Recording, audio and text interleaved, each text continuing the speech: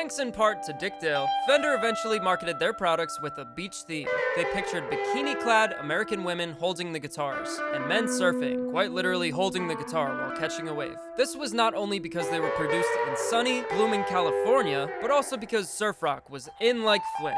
Artists like Dick Dale and the Deltones, the Bel Airs, the Challengers, and Eddie and the Showmen rocked the nation with their surf tones in the early 60s. But what made that tone tick? New and improved solid body electric guitars and louder amps, yes, but also an effect. Reverb. Reverberation occurred naturally in large, reflective places. Places like empty concert halls during soundcheck, when artists and engineers were completely focused on the sounds and tone of the guitar within a band setting. Guitarists wanted to recreate this natural reverb and echo that they enjoyed during soundchecks in empty halls. Dwayne Eddy was one of those people. Now, Dwayne and his buddies went to a junkyard and yelled into tanks. Sounds pretty fun, right? He liked the sound of an 8 by 18 foot tall one, so he bought it for a couple $100. They brought this 2,000-gallon metal water tank back to the studio, where the engineer built a pine wood cradle for it. They put a speaker at one end and a mic at the other to create an artificial echo chamber. There was also plate reverb, where you send the sound through an enormous suspended metal plate, as well as spring reverb, where you send the sound through a set of springs. Fender released their spring reverb unit in 1961, originally custom designed for Dick Dale, but they did not include reverb in their commercially sold amps for another 2 years. As you saw last time, the first commercially available amp to include an onboard spring reverb was Ampeg's Reverber Rocket, straight out of New Jersey.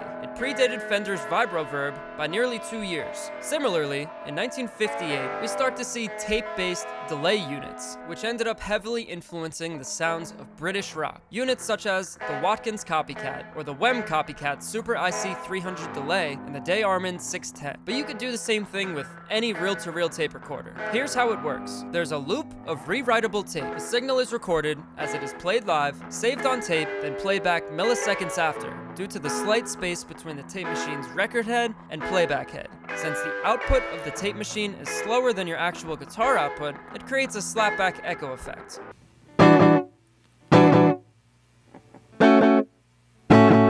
Cool shit.